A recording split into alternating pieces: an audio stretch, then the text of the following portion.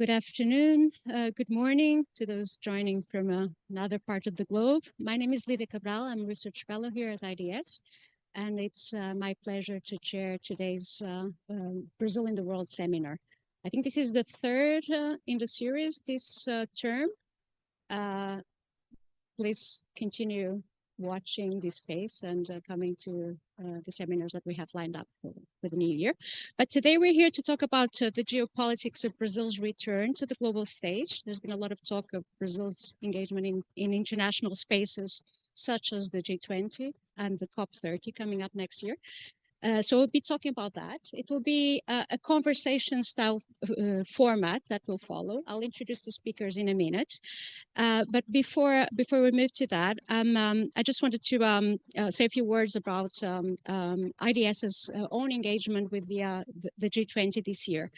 And first, perhaps say that it's not a surprise that Brazil has been so active in the international sphere this last couple of years, because Lula is back in government, and we know that he's a big very passionate about having a great presence in the global stage. So Brazil has presided the G20 this year, and is preparing for COP30 next year. And so this confirms how Brazil again is asserting its position in as a key player in international affairs.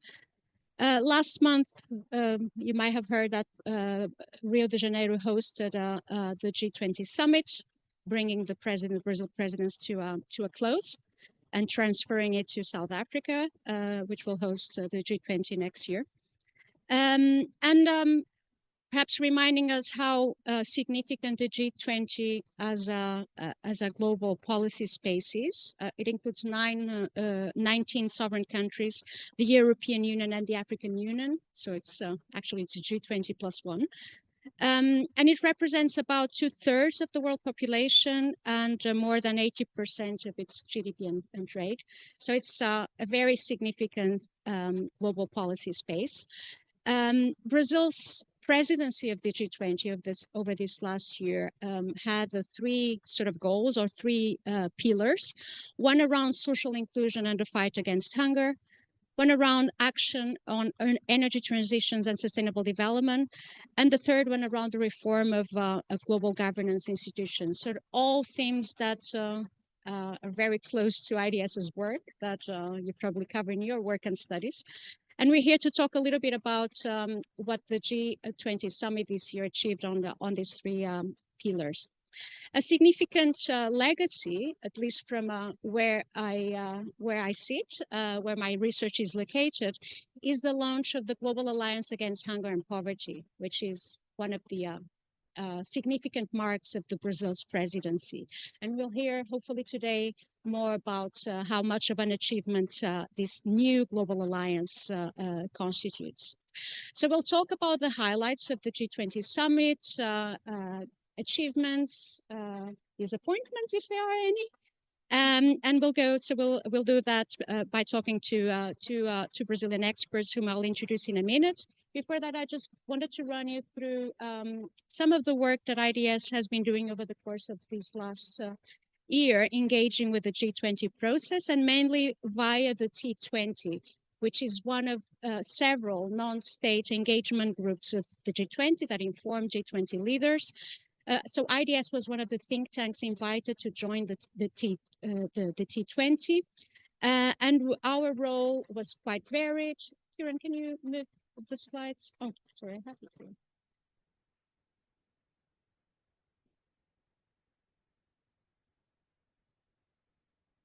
You can move, yeah. So just showing you some of the various ways in which IDS has been involved in the process. So several IDS researchers co-authored policy briefs that were the basis on which the T20 communique was produced, synthesizing the evidence presented through these policy briefs. So the three papers with the green covers over there are just examples of some of the briefs that we authored. Peter Taylor, our director, was member of the International Advisory Council. Thanks for being here today, Peter. Two fellows, including Caroline Keane and myself, were part of the task forces that managed the selection of the policy briefs and then helped to synthesize the drafting of the T20 communique. IDS also organized, together with the Brazilian Institute for Applied Economic Research, IPEA, and the Brazilian Embassy in London, an event to discuss policy innovations in fighting poverty and hunger, and the scope for international cooperation and mutual learning on this front. So this was a really interesting event. Some of the photos of the event are there, and a blog that summarizes some of the discussion is on the IDS website if you're interested in reading. So it's been quite a busy year, quite hectic, quite lots of interesting conversations going on within IDS with our partners in Brazil and around the world.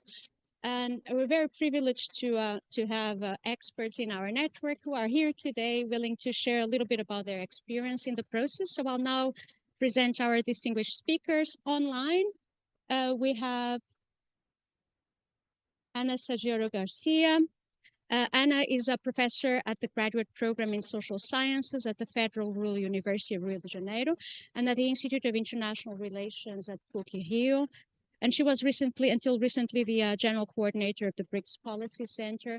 Ana has been a longstanding friend and partner of IDS. She was here in this room, I think, a year ago, perhaps, giving a seminar as part of this series. So it's I'm very happy to have Ana with us today because of her central role in the T20 and just following the whole process from the start. And so hearing from her insights and learning from her experience with this. And here in the room, I'm very pleased to have Laura Trajber Waisbich, who's also a close friend, long-standing partner of IDS, who's also been in this room and spoke in the seminar series. So Laura is a researcher with the Brazil-based South-South Cooperation Research and Policy Center, Articulação, and with the Igarapé Institute. And until recently, she worked as the director of the Brazil Studies program at the University of Oxford, the Latin American Center. And we're very happy to get Laura to visit us just before she's about to return to Brazil to start a new stage in your life. So good luck with all of that. So can we please have Ana on the screen, Kieran? And get started. So as I said, we will use a conversation format. So first we'll just hear some insights on Laura and Ana's involvement in the T20. And then we'll focus on what our distinguished speakers see as the achievements of the G20 summit and the Brazilian presidency. And then the last section of the discussion will look forward to expectations about Brazil in the G20 space and Brazil's in the international sphere more broadly. So to get us started, I'll ask both of you to just tell us a little bit about your involvement in the G20 process so far. Shall I start with you, Ana, and then come to the room and the same question for you. So Ana, over to you. Thank you very much, Lídia, and hello, Laura, and hello to everybody there. Thank you so much for the invitation, Alex, Lídia. It's always a pleasure for me to be with you.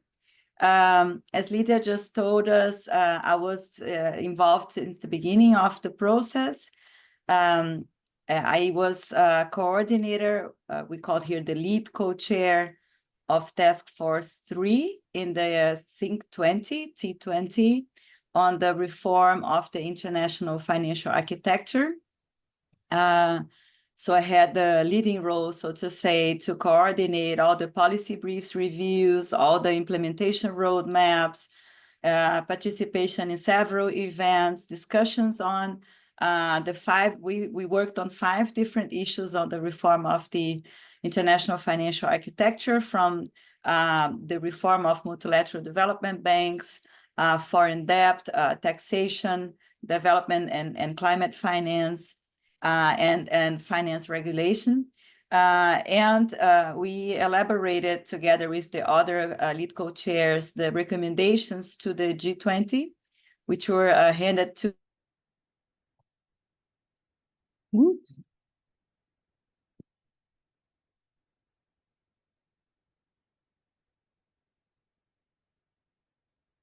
see if she's coming back. She's been incredibly busy, as you can see.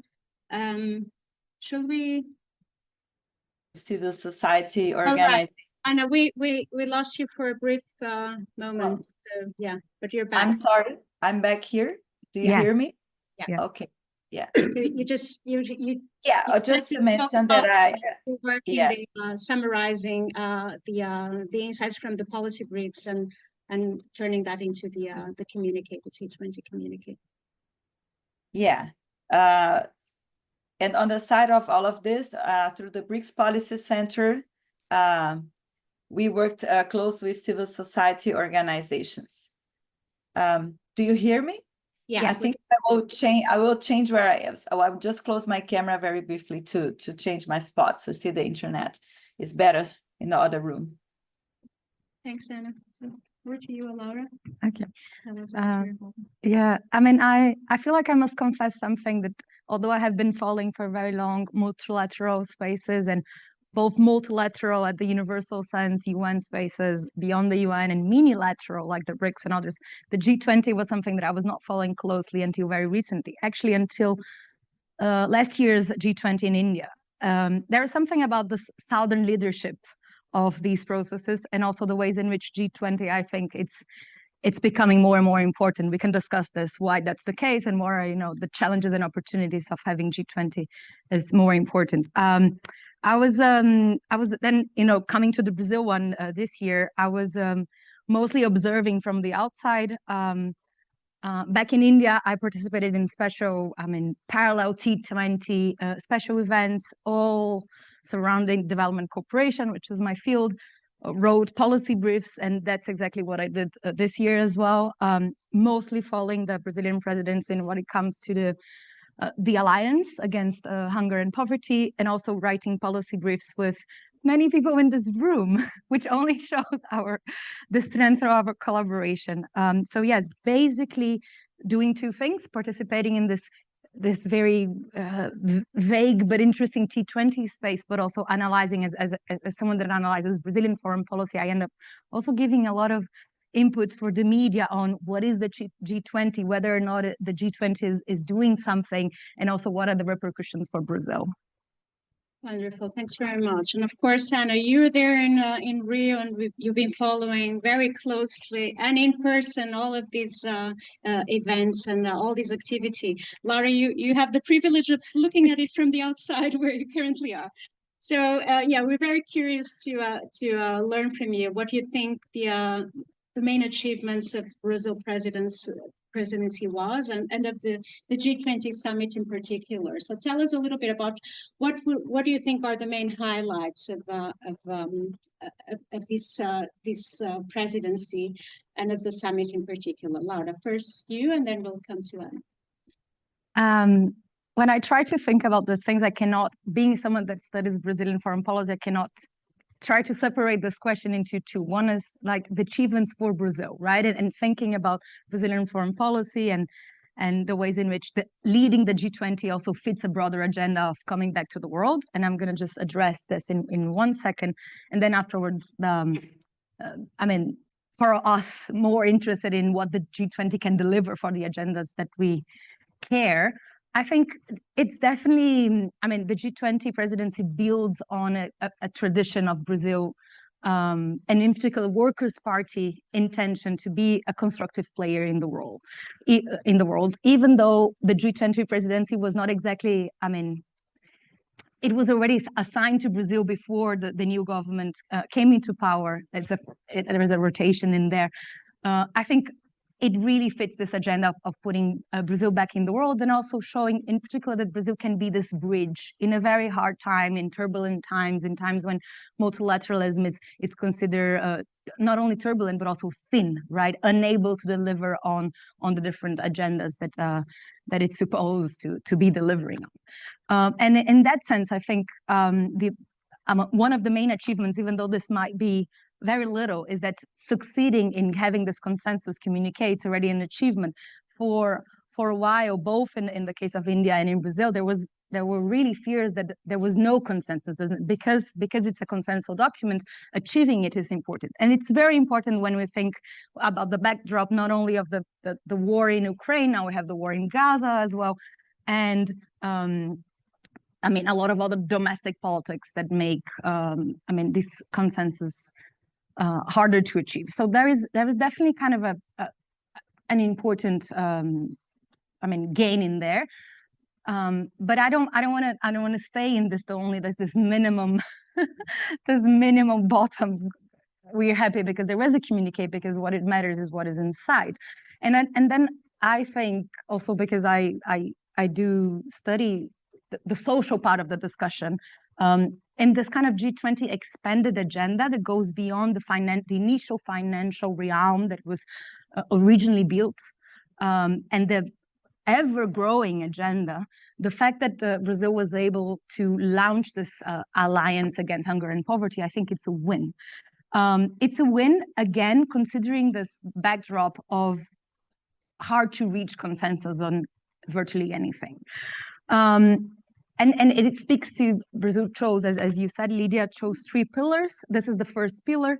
And there is a very concrete deliverable beyond the communique. So not only Brazil tried to reach a kind of agenda setting or a consensus among leaders on the pillar of inequality and the social dimension of development within the communique by inserting certain, again, minimum but interesting new wording on social inequality, on economic inequality, on economic justice, and things that, you know, other actors in academia, in the civil society space, but also governmental actions can then build on this idea of, well, the G20 has said something about fair, I mean, economic justice in the context of ecological transition, and then they build upon. Again, one might consider this is a bit too little, too little and too late. But I think it's important, and in this world, you know, these words matter, considering again what the G20 is. So just to summarize, I think the wins are definitely to have something concrete, and the alliance is concrete. We still have to wait and see whether the support, the discursive, the kind of the momentum that was built around the alliance is actually going to deliver on things and partnerships to make it something different to the landscape that it's already highly populated. But I think it's important, and I also think that some of the thematic wins in terms of other agendas that were not there, something that I think in this place in IDS, we studied a lot in Brazil as well, urban inequality, for instance, right? I mean, so there are certain things that are there that were not there. This is not to say that G20 has to have a say in every single issue, but I think different actors across, I mean, from the global to the local, they use the fact that the G20 was able to put some of these things in the communique. And I think that's definitely a win. And we can go, oh, finally, I do think that social participation is a win for us in this space.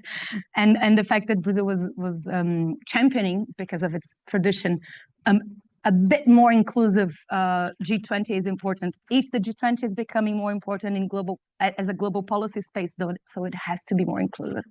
And yes, I'm stopped here. Wonderful. Thank you very much, Laura. Very clear, very important points. Anna, what would be your highlights from this G20 presidency and the summit? I hope that my internet connection is a little better now. We have a rainy day in Rio.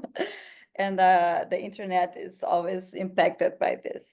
I fully agree with Laura's point. I think that we have to think about what can the G20 do and what cannot the G20 do, right? The G20 is a particular forum of cooperation today in a moment where when the world is facing so many challenges, 2 wars, a crisis of multilateralism, and then you have a space where you have the main Western powers, the G7, you have the main Eastern powers, Russia and China, you have important regional powers, India, Indonesia, Brazil, Mexico, and now the Global South. We have to remember it's the first year that the African Union participated as a full member of the G20. So it's a challenge to implement any consensus or any measures it's a challenge to find consensus primarily in such a space, in the context of such polarization in the world. I was very actually surprised. I did not expect that the declaration would bring some words as the way it did on Gaza and Palestine, and on Palestine's right to have its own territory and the two-state solution. That's very typical for a BRICS declaration, but it's not typical for a G20 declaration. And on the other side, the humanitarian crisis in Ukraine was mentioned in less words than the last 2 years. So I think that was kind of surprising to me in terms of security that the words were put in that way. But coming to the main point that I worked on, which is the reform of the international financial architecture, the main topic on Brazil's presidency was taxation. Taxation became, I must say, a main topic throughout the year. In the beginning of the year, we had debt, we had climate finance, we had the reform of multilateral development banks, the reform of the IMF, but then taxation became, because it found more consensus between developing and developed countries, increasingly, not enough consensus, I would say, but it's a start. And it became a main agenda because it touches on issues of social justice, of democratization, of distribution of wealth, that is very important. So on this issue, the G20 had already in the previous decade agreed on an agreement in the OECD. Sorry for the words, but the agreement on the OECD and the G20 is on taxation on big multinational corporations. The two-pillar agreement, first, taxes multinationals wherever they make profit, not only in some specific country. And second, it taxes a minimum of 15% on the multinationals on its whole profit, on its whole activities. What is new now are two things. The first one is the proposition, the idea or the report that came out in the middle of the year on taxation of what we call here the ultra-rich, the high net worth individuals. There are about 3,000 individuals who are really, really, really rich, from Jeff Bezos, Elon Musk, etc., those famous names. And they do not pay proper tax. They pay very little because they play out with the tax havens, etc., which is also common for multinational corporations. So the proposal is to tax them on 0.2% in a cooperation agreement among the G20 countries plus, because you have to also involve others. It was a lot of this, there was many discussion. This was a lot on the media in Brazil and outside of Brazil. The report was written by Professor Gabriel Zuckman, who is a student who used to be someone working with Thomas Piketty, who is a famous name.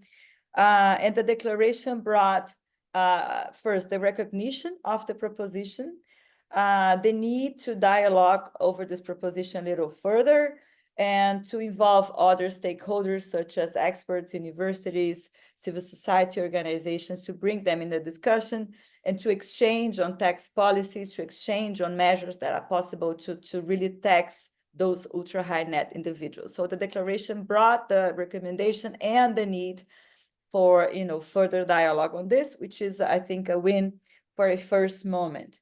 And the second issue on taxation is the recognition of the UN framework on tax cooperation. This is a very important demand from developing countries. Developing countries, Global South countries, and civil society organizations think that the OECD is not an inclusive and democratic enough space for the discussion about taxation. The more inclusive and democratic space would be the UN, and it's a win that the UN framework was approved in September this year, right before the G20, And the idea that other experts have is that this proposition of taxation of the ultra-rich must be discussed, and we must find an agreement on that in the UN, within the UN framework, and not outside of this. The G20 declaration recognized the efforts to have this UN framework on tax cooperation, but at the same time, it's very clear on saying we must not, double our efforts, double our work, double our spaces. We have to work, in synergies and together, not to double our work. So it does point to the OECD as the main space for tax cooperation, whereas developing countries point to the UN. So there's an issue in that, but I think it's very positive that the declaration incorporated these two propositions, the taxation of the ultra high net individuals and the recognition of the UN framework agreement. Just a few words on the other issues that are important. Brazil received from India the task of developing, elaborating a roadmap for the reform of multilateral development banks in 3 pillars: bigger, better, and more effective. And Brazil delivered this roadmap. It was issued right before the G20. It's now public. And it's kind of short, and it makes a lot of recommendations on how to leverage the capacity of multilateral development banks, particularly the regional ones, but also the World Bank, to really finance development needs in developing countries, to find ways of equalizing currencies and all these issues. So the way to try to improve the work and the efficiency of multilateral development banks was elaborated, the roadmap, and now it's up to South Africa to really implement the recommendations. Third and fourth, very briefly, it pointed to the continuation of the IMF reform on the implementation of a quota reform in 2025, which is already pointed as a necessary issue, the reform of the quota system. But in terms of the lending policies of the IMF, the main concern is how the IMF charges over already interest rates in countries which are already in debt distress. So the IMF surcharges interest rates for countries which are actually in need for more finance and not, in need for more charges and surcharges on more interest rates. So as the T20, we did a very strong recommendation on that to really put a cap in the surcharges. Main economists such as Stiglitz and others, they point to the need to really put it to zero, for the IMF to really help countries in need. And the declaration pointed in that direction. So I think this was very positive. So it's not only representation in the IMF, but also reform in the fund's lending policy, which is very important. And one last issue, sorry that I'm taking too long. This was a bit disappointing, is the issue of debt. In the beginning of the year, the finance track pointed to a not very good solution to the debt problem, which would be debt swap between health investments and debt relief. Debt swaps are a very old instrument that has already proven not to solve the debt problem. The most common one is the debt for climate swaps, when the countries rearrange the debt not to pay back the debt, the creditor's country, but to invest in climate.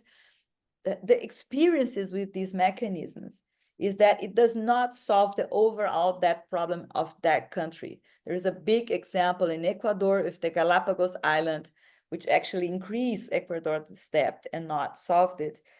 So the G20 countries did not come to a consensus on this. So there was not a strong statement towards, and debt is really, really a problem in most African countries, but not only, Latin America too, such as Argentina. One positive aspect of this year's presidency was a consensus document on the lessons learned of the common framework of debt treatment. The G20 has developed in 2020, in the pandemic year, first of all, a debt suspension for 2 years, and then a common framework for debt treatment that would involve multilateral creditors and bilateral creditors, but it does not involve the private bondholders. So it has a lot of deficiencies because of this. What happened this year, and I think this was an important thing, is that they worked on the lessons learned in the 4 cases of debt treatment that were treated within the common framework, which is Ethiopia, Ghana, Chad, and another country that I have to look at. So it was very difficult. I heard from the finance track that it was very difficult to come to a consensus on these lessons learned.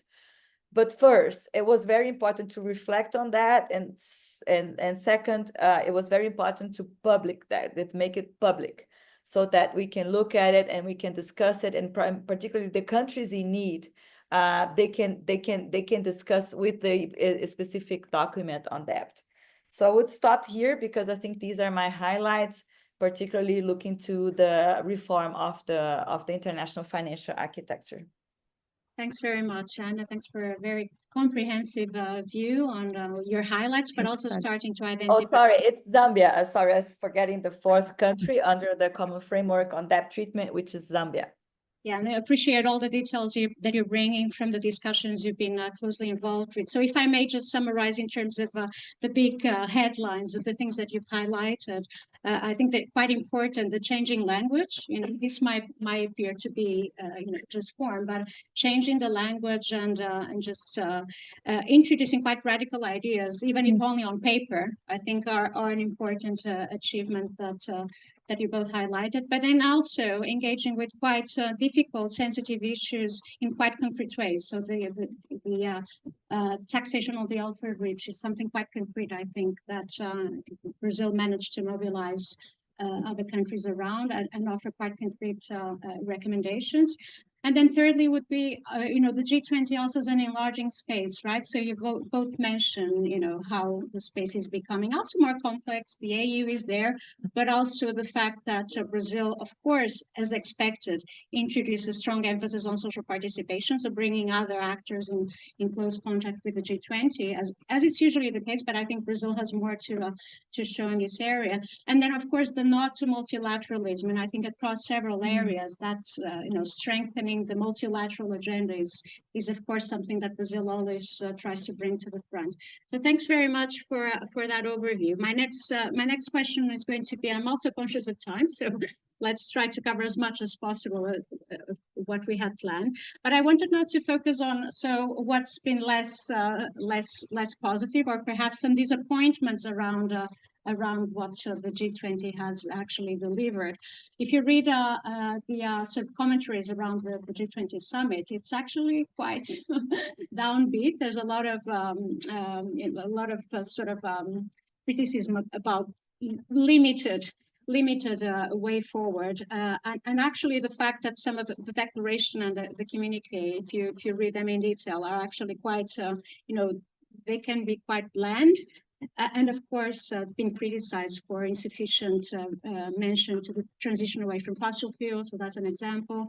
There's also commentary in the Le Monde saying that the big achievement was making the space for President Xi to position China in Latin America in preparation for Trump too, right? So I think if you read around the commentaries, it's less upbeat. So what did you make of it? Where are the things in your areas of work that you think haven't gone sufficiently far? So perhaps starting, back with you, Laura. I mean, the fact that we haven't really mentioned the sustainability pillar or the climate pillar, I think it's something, it speaks to itself. To me, it was the most disappointing part of the whole negotiation process, although not necessarily surprising. And I was just thinking, because the G20 process, we have to go not only through the summit, you have to think it as a one-year negotiation, right? Even though we're there all in November looking at how the leaders are shaking their hands, there is this whole process that takes place the whole year.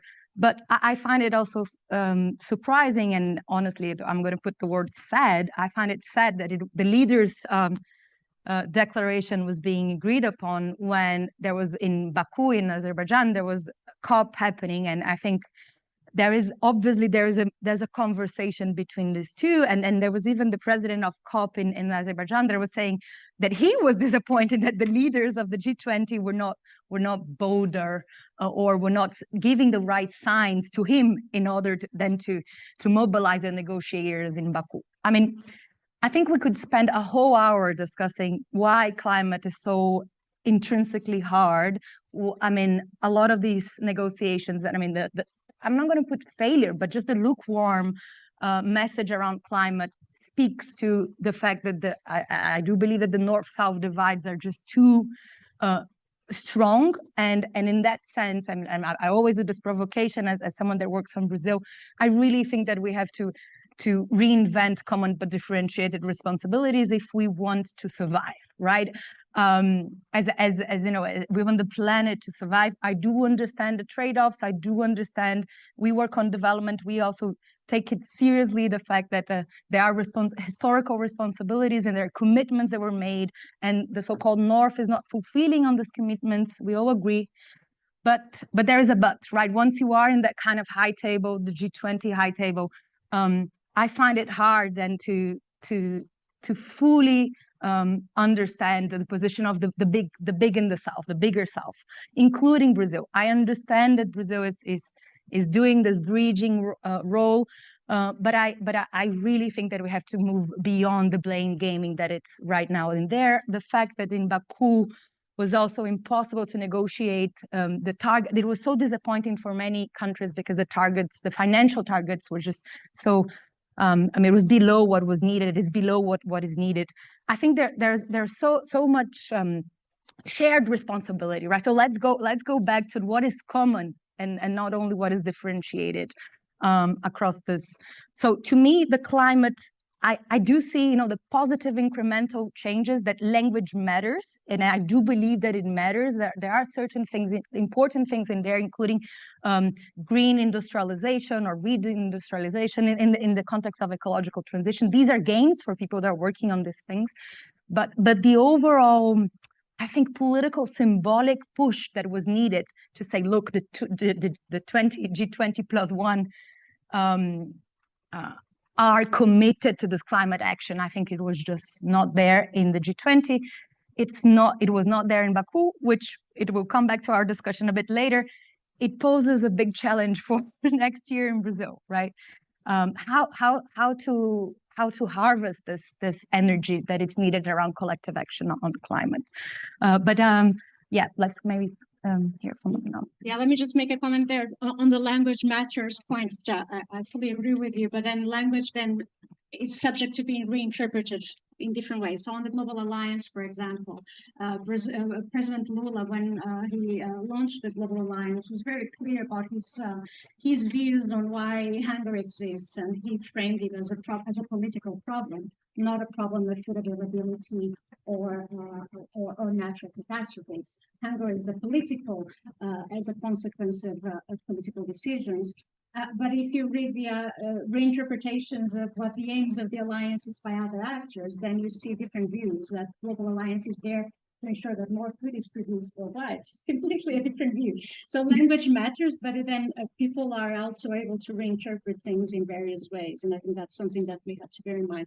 But Anna, so over to you on areas of disappointment, and feel free to comment on anything that Laura also has mentioned. Okay. Well, I will focus, I think, on the general context. I was very disappointed from the beginning of the year on the lack of participation of South America in Brazil's presidency of the G20. We do have Mexico and Argentina as full members of the G20, but in terms of the invitations to others to participate, there are almost none. We had not Brazil as a leader of its own region, but we had Brazil as a Global South general leader, and not really bringing together and inviting its neighbors to the conference, to the side meetings, etc. So I think that Lula really failed in that. And then in the end, in the very last minute, we had Javier Milei's, the president of Argentina, having the stage as a far-right leader close to Donald Trump. He almost put everything on the waste because he would deny to sign a declaration on the Global Alliance Against Hunger and on taxation of the super rich. So with the Brazilian diplomatic staff needed to work very hard in the last minute of the declaration. And I think if we had a stronger South American presidency there, we would see more a strength of the global South in the G20 event, so to say. Another problem, I think, was the context of the US election. It brought really uncertainties until the last minute. Of course, for Lula, it would be much, much better to have a strong democratic government elected to come to the G20 and to strengthen, for instance, the Alliance Against Hunger or other measures. And what we had was not that, right? So there's a lot of tension, a lot of issues coming out of Trump's elections that, of course, impacted the overall atmosphere of the G20. And I fully agree with Laura on the importance of language and on the importance of social participation. But I followed very, very closely, because we work so close to the social movements here in Brazil, all the tensions that came out of the format or the way in which social participation was organized. Latin American non-governmental organizations and social movements have the tradition of people's summits, of people's autonomous spaces. For many, many decades. Probably you've participated in a few of the World Social Forums, but we had the People's Summits against the free trade era of the Americans in the end of the 1990s and along the 2000s. So there's a strong tradition of autonomous, self-organized spaces of social participation with dialogue, with support of the governments that are willing to talk, to dialogue with civil society. What happened this time, I think it was an experiment. I think it's very positive that the Brazilian government had this as a main focus to really promote social participation. But it was a participation promoted and organized from top to down, from the government to civil society. And that is confusing, I must say, because we do have this culture and we do demand spaces of autonomy, of social participation. So in the end, everything worked out well. I think it was a very important lesson, and I think that South Africa will probably try to do the same. But more critical voices were put outside, and at the same time, many different diverse voices were put inside without really knowing to what extent a declaration of the G20 social or the demands that were there would be put to the leaders, would come to the final declaration, because it was a few days before. So we have to measure exactly what it is to participate without really impacting. What kind of impact do we expect? Because the year here, as I was saying, very involved, really, people were very excited. People thought they would participate in an international event, an international process, and all sorts of demands and agendas were brought to the G20 without really understanding what can the G20 do or can the G20 not do. So I think this was something that we have to reflect upon in order to continue this way of social participation. Thanks very much, Anna. Thanks for bringing that very important point. In the interest of time, I suggest we move to the last section of this conversation to then allow the audience here in the room and online to also engage with you and ask you questions. So let's look forward to the transition to South Africa. So that was the final act, I presume, of the G20 summit, the transition of the presidency from Brazil to South Africa. And let's think also about whether Brazil's mark will endure as we move to South Africa and also to COP30 next year. So I wanted to ask you about what do you expect to be the continuities and discontinuities of this transition to South Africa? What are the topics that are likely to remain on the table, and what other topics do you see emerging based on conversations that and your presence, of course, in these spaces where South African organizations, delegations, and think tanks and civil society organizations have also been part of? So, what do you see as continuing and new things emerging in this transition to South Africa? Anna, would you like to start first, and then we'll come to Laura? And perhaps we'll try to keep it quite brief so that we can cover that. Okay, sorry. Actually, we were discussing a lot with our South African partners and colleagues what would be the main focus, or how could us as academics and think tanks try to pressure or influence the agenda setting. I'm working closely with the Institute for Economic Justice in South Africa, which is an institute really working as an advisory board to the South African presidency. And we were expecting, because of the centrality of the debt problem for Africa, that South Africa would have the debt issue as one of its main focus, but unfortunately it will not, which I think is a big problem, because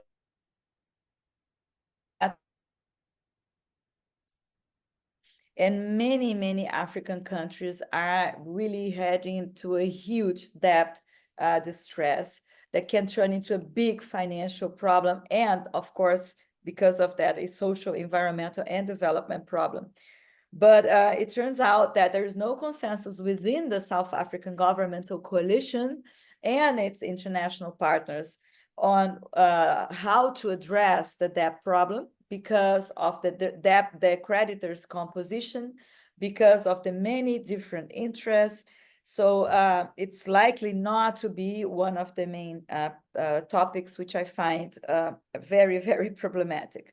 What I think would be a continuity would be the topic of taxation, because that found more consensus.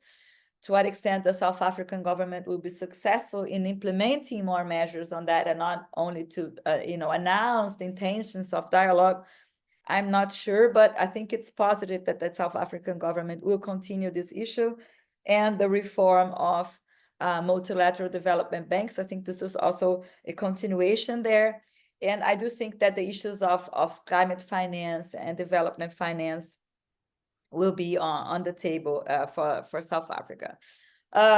One point of maybe a doubt among many members is the way in which the South African government will organize social participation.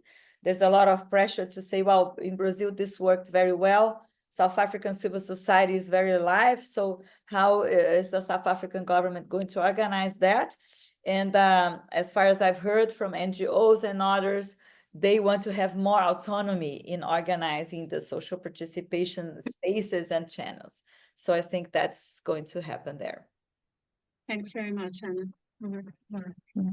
I thought I should maybe, because Anna is such an insider, I thought maybe I should go to what I think it's key, and we all agreed that is the bridging between the G20 and other spaces and processes. So maybe I should just say one or two things about the UN processes and BRICS, because Brazil is hosting both a key UN process, which is the COP in November next year, COP30, and also it's going to be the presidency of the BRICS. And to me, this whole idea of foreign policy coherence and global policy coherence is becoming more and more important.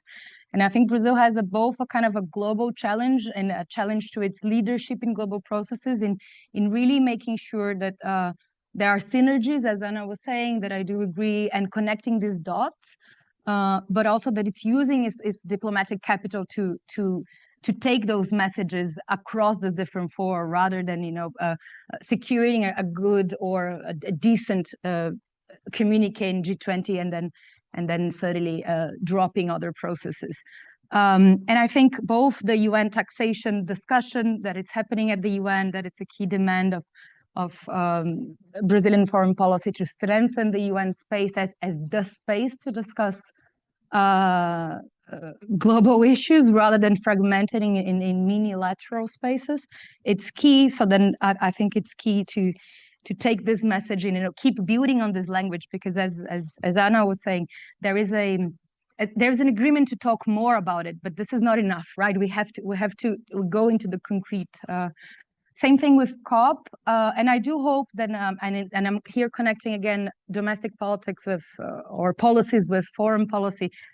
I do hope that the language that was inserted in the G20 communique about, for instance, green industrialization and ecological transition and fair transition is really taken seriously domestically in Brazil, right? That also actors and ministries in Brazil can use that G20 language to foster what is needed in terms of accelerating this ecological transition we were discussing earlier. The window for the new it's not even new now. It's already a government, and we're already thinking about counting down.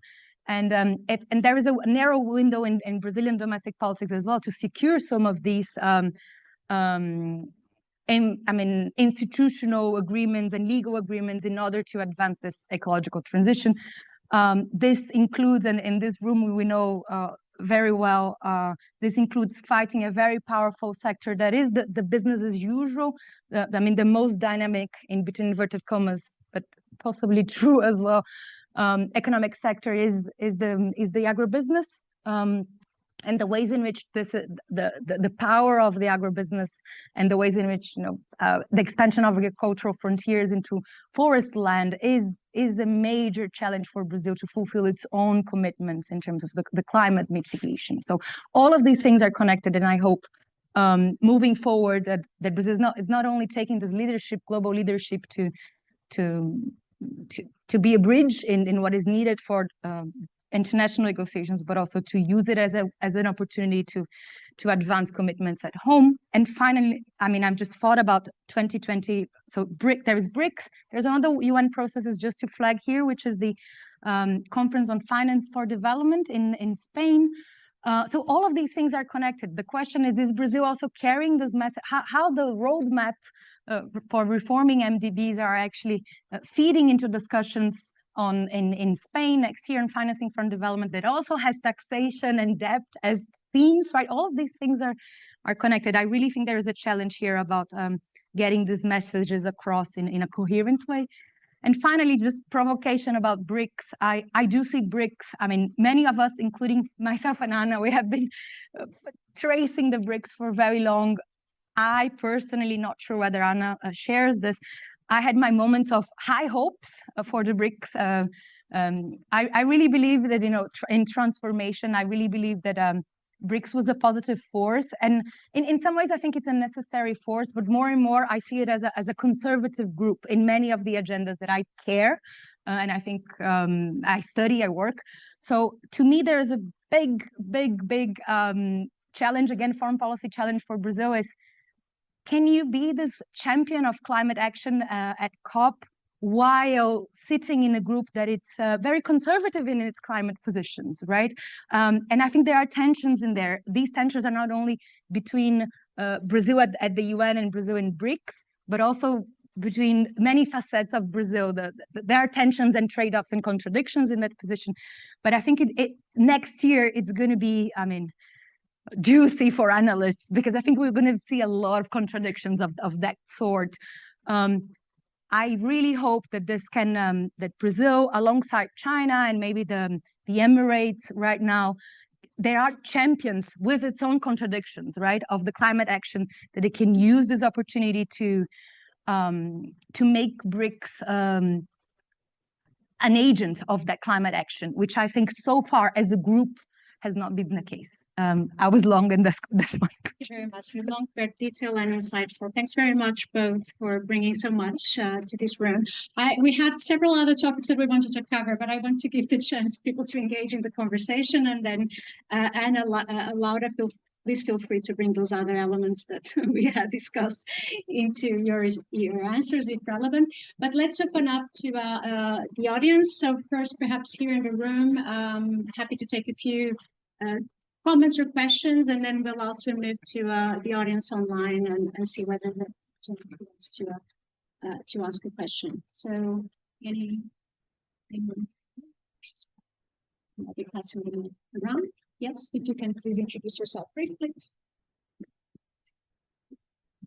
Hi, I'm Boris. I'm a student at Sussex doing MA-IED.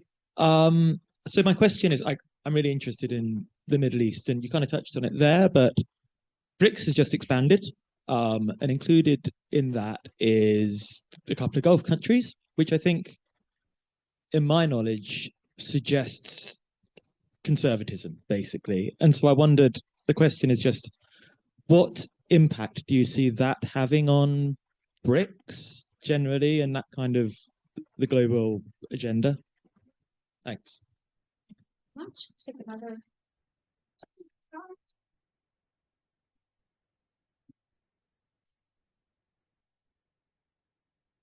Thanks, and thanks, Laura and Anna.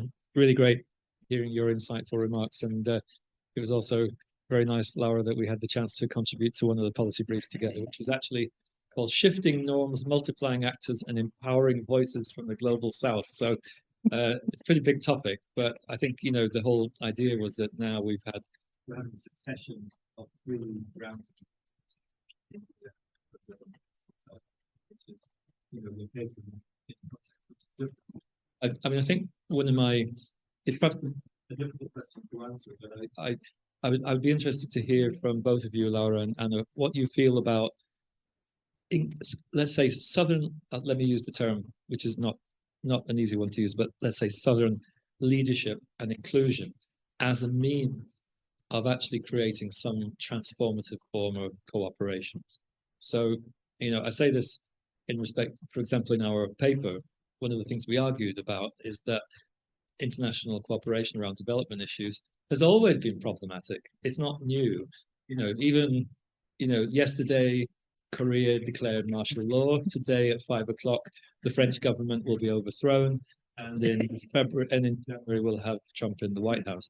I mean, that's just three of the kind of, you might say, the old school of countries who clearly cannot get their acts together in any way and have failed manifestly to deliver on commitments, you know, and promises to a whole array of issues. And that is still continuing. So, you know, the sense is then, okay, the BRICS was a refreshing potential move towards something different. And yet you've just described that as a new conservative movement.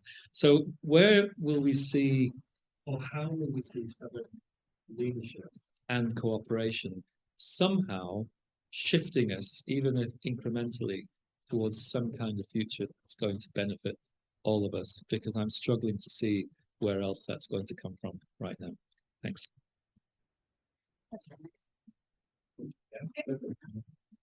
Thank you, Alex and Lydia, for organizing this. Thank you, Laura and Anna, as well, for this very thoughtful analysis on the case of G20.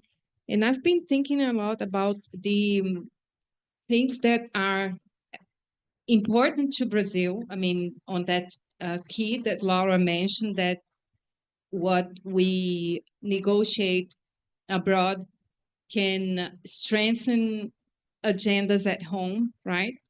And I've been thinking about, and related to what Professor Mazzucato said yesterday here, it was a great event, thanks for that, and how important it is that public policies are able to innovate and find new solutions to problems that shift very quickly. And I think some of you know that I'm from international relations. So, I mean, in international relations, the realist thought policy effectiveness is a key capability in geopolitics, you know, and more in the world that we live today. So are we giving enough attention to this for us to be able to really answer to our challenges at home and quickly do that? And this is something that has been worrying me a lot, because in Brazil, and I think in other Latin American countries, the judiciary is the organ that does evaluations and, you know, goes and hunts people from public policies that are trying to innovate, you know. And I mean, I come from a university where the provost killed himself in the middle of something very seriously related to that. So how is this agenda going to appear? Because it probably won't appear from top and to the bottom, because the Ministry of Foreign Affairs is very, very interested in moving to results-based, diplomacy or whatever. So just something that I would like to hear. Thank you.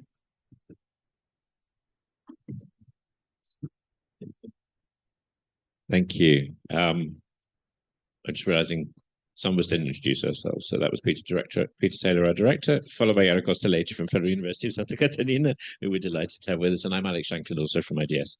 So I wanted to ask, so there's a G20 nerd piece of this question and a much broader future of decolonization question. It's about development working group.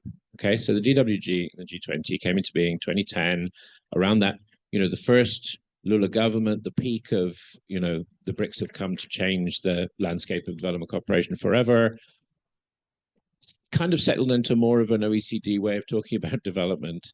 Brazil's presidency of the G20 doesn't seem to have highlighted the role of the WG at all. What's your readout of that? I'm asking this specifically because the policy brief on which I had the privilege of working with Laura, with Jenny, also with Laura's colleague, Melissa Pomeroy from Articulação Sul, was asking about the potential of the G20 for promoting mutual learning. In other words, South-North learning. The G20 is a collection of countries of the South and of the North. And as the event with which Lydia, Lise, Peter, and others were centrally involved at the embassy in London in June, highlighted the UK has a lot to learn, potentially, around these development issues of poverty and hunger, which are at the center of the Global Alliance. But in the communique of the DWG, there's one reference to the need to reduce inequality within as well as among countries, and that's it. There's no other reference to mutual learning or the role of the G20 in promoting mutual learning. So did you see in your engagements with the G20, did you see any growing interest in different ways of working together? We know the South-North polarization around financial flows is getting more acute. You've spoken about that very eloquently, and it was very clear in COP29, as you've said. But what about decolonizing other forms of relationship in aid land? Do you think the G20 took us backwards, took us nowhere, or actually are there signs of progress in that broader agenda of thinking that we all are in a world with complex challenges where we need to learn from each other and collaborate in new ways? Thank you. Wonderful, quite a wide range of questions. If I may just ask one, adding to just building on the question that Yara asked around innovation and public policy. My question is whether Brazil, in its involvement with these various new initiatives that it's launching, including the Global Alliance, is showing that it has learned from its experience. So the Global Alliance has identified a number of policies that countries will cooperate on, right? A lot of this is based on policies connected to the previous PT administrations in Brazil. There has been a shift in the world since then. Things have changed. Has the Brazilian government, the Lula and the PT, has learned from its experience with cooperation? And if so, what would we expect to do differently? I think we need to look at innovation beyond, what governments do, right? There's been a range of experiences of innovation led by civil society organizations. Do we see enough of this being part of the discussions, or are we back to where Brazil was where Brazil left things under the PT in 2015. So yeah, a lot of issues that have been raised. Please feel free to choose the ones you want to engage with. And would you like to start, and then we'll come here to the room? And yeah, for the audience online, if you want to type any questions you have or comments in the chat, we'll come to you afterwards. Okay, thank you for all the questions. I wish I was there to see you all. I couldn't see the faces, but thank you so much. I think they are very important and very complex questions. I would just briefly point to the issue of BRICS and Southern leadership, and also this what did we learn, right, from this from this G20 processes coming out of now 3 going to the 4th Global South presidency. First of all, I agree with Laura. I think that BRICS has a lot of potentials, and BRICS is important in terms of attracting ideas, positions, and countries which are excluded from many areas, from many spaces. However, there's a tendency of becoming more conservative, particularly in terms of also reacting to issues that are posed to them. So not only sanctions, but also technological constraints, trade constraints, and others. I do think that it's not only BRICS becoming more conservative, but the world is becoming more conservative. We are witnessing the rise of far-right forces within Europe, the exclusion of migrants in the US and Europe. So I think that, you know, in this context, we are not better than we were before. On the very contrary. What was interesting to me was that the Kazan declaration just 1 month before the G20 declaration brought many issues that are actually Brazil's G20 agendas. First of all, the support for the Alliance Against Hunger and Poverty. Second, the support for the recommendation of taxation of ultra-high net individuals and the UN Convention on Tax Cooperation. And then the other BRICS agendas, such as all the infrastructure of financial exchanges on local currencies. I do not use the word de-dollarization because I think it's a wrong issue. I don't think that China and Russia want to de-dollarize. What they want is to use more local currencies to have alternatives, but they cannot, and particularly China, cannot de-dollarize without damaging and impacting its own economy. So I think the word de-dollarization is a political word, but it's not a good word because it's not very accurate. But that said, it's just a lot of reflections from my side, right? I would not oppose BRICS to a Southern leadership because they're like the way in which so many different countries from several different reasons want to become part of the BRICS is really, really impressive. I mean, we'd have to recognize that. So BRICS is becoming a force of voice and force of participation for many countries in the global South and East, including those which are conservative in terms of gender, in terms of environmental policies, and those who are oil exporting and producing countries. But we have to include Brazil in that. Brazil is discussing and studying the ways to drill oil in the Amazon forest. Come on. If that was Bolsonaro, we would be protesting on the street, but that's under Lula. So it's being discussed, it's there on the table in the moment that Brazil will be present and then will host a COP30 in its own country. So it's a very problematic issue. And I think that we have to discuss that a little bit further. On the issue of mutual learning and lessons learned, and all the discussion on innovation in public policy, I see this as a way of from home to the international politics. I think that Brazil has this experience of fighting hunger and inequality for now more than 20 years. And I think that Lula is very obsessed with that. He brings a lot of his own personal experience every time he speaks about hunger and poverty. So it's a big issue to the government. So it is a South-North issue. However, the South cannot do this alone. And I think that is so key. That's why the G20 is so key, because it has to bring to the table, to the discussion, to the debate, to try to find consensus with the key rich countries in the world, which is the G7, and the key rich countries in the East, which is China and India. So if you can find consensus with among the G20 countries on those issues, I think this is very, very significant. And I do think that the Global Alliance Against Hunger is an innovation, although not enough, and although with many deficiencies. I'm not an expert in that issue, but I think that the South African presidency will continue with that. And if there is possible to have a combination of strategies between BRICS and the G20 next year, because of Brazil and South Africa's leaderships, I think that we will come further. I think I'm very hopeful on that. Just one last word, Lídia. I know that I'm speaking too much.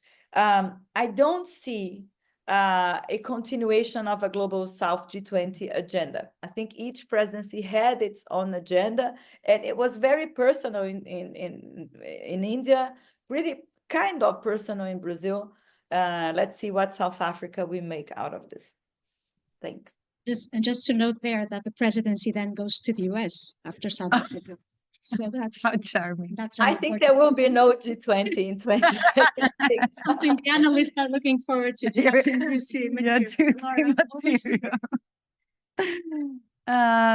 Let me go. I think Anna already responded to many of the questions, but let me go back to maybe Alex's question and then connect to others. I somewhat agree with you. I think first of all, I don't think we have to be too obsessed with the technicalities of the G20 in terms of the different working groups and the names and the task force, because there is a risk that we'll be just discussing the bureaucracy, right, and the ways in which the structures function or not function. But in a way, I think I agree with you that this working group delivered little, or it was just simply not emphasized enough, because I think the development discussion, Brazil put it elsewhere. And to my mind, I think they put it in the alliance, right? That's where I think the development conversations and development cooperation, yes, the group is doing what it has to do. It's there producing its own final document. And we as academics and scholars and activists, we were also doing our policy briefs that speak. There was a task force that dealt with development and development cooperation.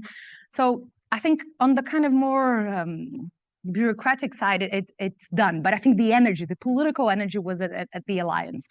And then it brings me to this question of mutual learning that it's so dear for us. And obviously we wrote about it, so we are biased. But I think it's interesting. I was looking at the UK press release, the moment that the UK government said it was formally joining the alliance. And actually there are two things that I find it interesting in there. First of all, the aid part of the UK saying, we are very committed. We are actually champions of this alliance. We belong now to the steering committee. We are the board. Which is good. It shows it puts the UK aid diplomatic capital backing the alliance is very important. And then the UK says, look, we are mobilizing another 70 million pounds, if I'm not mistaken, for this alliance, and we are joining forces with other things we have been doing on climate and hunger, right? So in a way, I think it's interesting for us to work on, because on the UK aid part of the conversation, it's interesting because yes, the UK is mobilizing a bit more and it's channeling through the alliance, but saying This is through the alliance, but this is also already part of other existing programs, one that we have with WFP, another one that we have the World Bank, and it speaks to what I was saying. Again, the alliance is not doing anything alone. So I think if a champion like the UK wants to put extra money to help others, and it's doing so through programs that are mobilizing key actors like the World Bank, WFP, I don't know if WFP or another one, there is a mention to a UN agency in there. And it's doing also in mobilizing key priorities, which is the nexus between hunger and the climate. I think it's good, right? And it's good on the aid side. On the mutual learning side, the final paragraph of that press release, it says, interesting, I think, I want to ask my colleagues, the UK, people that study UK policy in here, it says, like, we do recognize that there is a hunger issue at home, like food insecurity at home. And then by promoting food security abroad, and maybe that's the productivist side of food production side of the conversation, we are generating economic growth elsewhere. We are also generating food elsewhere, and this food can help us alleviate food insecurity at home. Well, I think there's a missing part of the conversation, right? And that's the work that we have to be doing here as well, to say, yes, more food elsewhere can help people to go to the shops here in the UK and buy more accessible food. But where is your learning from other countries as well? And I think that final paragraph went maybe a step further in recognizing there's food insecurity at home, but they did it so in the more economic framework and failed. It was a missed opportunity to do it in the policy innovation part of the conversation. Can we innovate in policy in here? Can we recognize, we have experts in the room, can we recognize hunger and food insecurity as a problem in the UK? Can we learn from other countries? So I think here there's a lot of work, and I'm going to connect to what Yara said. I think we we study international relations from a perspective that we fully believe in the connection between the local and the global. And we believe in the actors, at the institutions and the individuals. They're doing this job of connecting these dots between the local and the global. So I think that part of this language that is always under dispute, it's going to be under dispute also by local actors that for different reasons, they have different policy solutions for policy problems, domestic policy problems. I don't think, Yara, that I don't think there is a kind of a overall conscious of or intent or need for it to be very coherent. I think different actors in the countries that belong to G20 are disputing words and language and putting in there, not only for diplomatic reasons, even though in many cases these are diplomatic questions, but also for domestic reasons. They fight for that particular language, and we see the Brazilian presidency doing this very well, because Brazil is a country that trusts in they relies on the international arena in order to secure policy gains, right? It's a weak country in the system. It requires the international system to be moving. So I think actors are doing this, and they are trying to insert language that afterwards they can come back home and say, print the G20 declaration and said, look, all the fancy good countries in the world are saying that this is important. How about us doing this, right? The kind of policy entrepreneurs at home. Is this effectiveness? I'm not sure, but I think this is mobilization, right? Mobilization of the international in order to achieve policy goals at home. Spoke too much, right? Let's go for another one. Very thorough in your answers. Thanks very much for that. And for also bringing that point of how siloed these discussions are, right? Like development, innovation, policy innovation here in the UK. Of course, there's a lot of work done that, but is this connected with international development? Is this brought to international spaces to show how countries like the UK and have development issues? Where are the policy entrepreneurs in the UK doing this connection between, look what G20 just did, shall we use it for changing policy at home? So perhaps maybe they're here in the room. There's much scope for us, for IDS actually to also operate in this area. And we've been trying to promote connections between these different communities, right? Including those doing great work here in the UK on addressing poverty and food insecurity with those international debates. And I think there's much more to work to be done to connect these communities that don't normally naturally speak to one another. I see there's a comment in the chat, so I'm just no, there's not. So we have just under 4 minutes left. If anyone has a final question to ask, I'll just look. Otherwise, can I? Otherwise, Yeah. no. Yeah. Yeah. Yeah. Okay. Otherwise, we'll have some closing remarks from Anna and Laura. I know, Anna, that you have to run to another meeting as well, so we'll close at 3:30. But any sort of final points that you would like to 2:30, sorry, here in the UK. Any final points that you would like to leave us with? And thanks so much for bringing so much into this conversation and sharing all of your great experience in this field. Thank you very much, Lydia. Alex, I don't see you, but thank you so much for the invitation. I think that we are facing here in Brazil a huge danger of a comeback of the far right. If not Bolsonaro, there are other potential candidates who could be even worse if there's something like this. It's not, it's not an easy game for this current government, under a lot of fiscal constraint, under a lot of pressure from conservative and neoliberal forces in Brazil to cut public expenditure, to cut on social programs, to cut on really those social programs which were the basis for the reemergence of PT in power. So I think it's not an easy situation, and even less, as already said, that with Trump back in power, because it's a really big influence for us here in South America. On the other side, though, the international polarization is moving us towards something that I don't think is very constructive, which is the position of having to choose. We have to choose, the side of BRICS and then being on the side of very conservative leaders, oil producers, etc., or are on the side of the West, which is now failing on so many issues that are important to the global South. So I think that we have to move beyond this geopolitical tension, this dichotomic view of the world of, East versus West, etc., and find ways out. I think this dialogue with you there is really, really important on very specific and important agendas, such as the fight against hunger and inequality.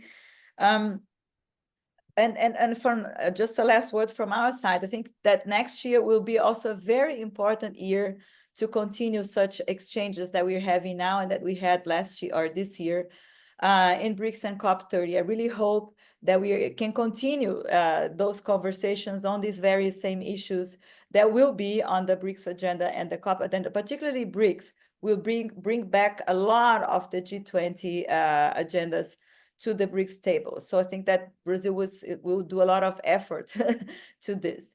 So I really hope to continue the conversation with you. Thank you very much. Thank you so much, Anna, and we hope so too.